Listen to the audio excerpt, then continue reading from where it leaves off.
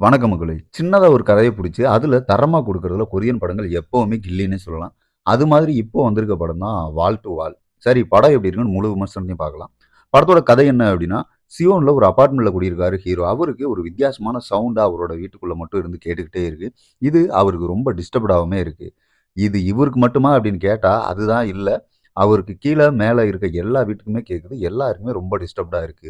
ஆனா, எல்லாருமே இவர் மேல மட்டும் தான் சந்தேகப்பட்டு, இவர் கூட வந்து சண்டையும் போட்டு போறாங்க. இவருக்கு தெரியாம வந்து செக் பண்ணிட்டும் போறாங்க. இது ஒரு பக்கம் இருக்க, ஹீரோவுக்கு மிகப்பெரிய கடன் பிரச்சனையும் இருக்கு. அதுக்காக தன்னோட வீட்ட விக்கிறதுக்காக அக்ரீமெண்ட் போட்டு, அந்த காச கிரிப்டோல இன்வெஸ்ட் பண்ணி ஒரு லாபம் பார்த்துட்டு, அந்த அக்ரீமெண்ட் முடியறதுக்குள்ள அந்த அக்ரீமெண்ட்ட கேன்சல் பண்ணலாம் அப்படிங்கிறதுக்காக ஒரு திட்டம் போடுறாரு. இந்த 2 சிக்கலையும் ஹீரோ எப்படி சமாளிக்கிறாரு? சத்தத்துக்கான காரணம் என்ன? அதோட பின்னணியும், அத செய்யறது யாரு? அத எதுக்காக செய்றாங்க? அப்படிங்கிறது தான் இந்த படத்தோட மொத்த கதைக்களமே. ஹீரோ உட்பட எல்லாருமே கதைக்கு பொருத்தமான ஆக்டிங்க குடுத்துருக்காங்க. குறிப்பா ஹீரோ ஒவ்வொரு சீன்லயுமே அவரோட பெஸ்ட்ட குடுத்து படத்த தன்னோட ஷோல்டர்ல தான் ஃபுல்லாவே தாங்கியிருக்காரு. பேக்கிரவுண்ட் மியூசிக் செம்மையா இருந்தது. ஏன்னா படத்தோட பரபரப்புக்கு அதுதான் ரொம்ப கை குடுக்குதுன்னே சொல்லலாம். ஹாரர், த்ரில்லர், சைக்கோன்னு எல்லாமே கலந்த கலவையா தான் இருக்கு இந்த படம்.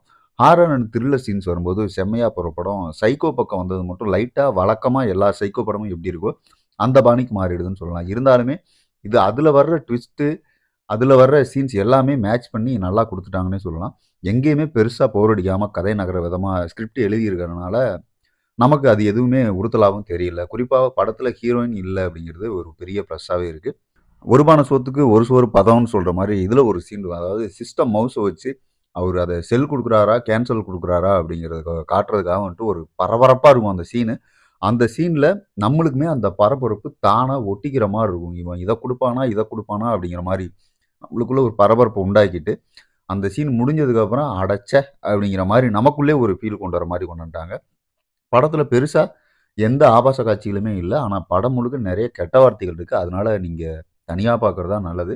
மத்தபடி இது ஒரு தரமான படம் தான். தாராளமா பார்க்க வேண்டிய ஒரு படம்னே சொல்லலாம். படம் Netflixல தமிழ் டப்பிங்லயே இருக்கு. அந்த தமிழ் டப்பிங்குமே நல்லாவே இருக்கு. பார்க்கணும்னு நெனைக்கிறவங்க கட்டாயம் பாருங்க. அடுத்த ஒரு விமர்சனத்துல சந்திப்போம் மக்களே. நன்றி.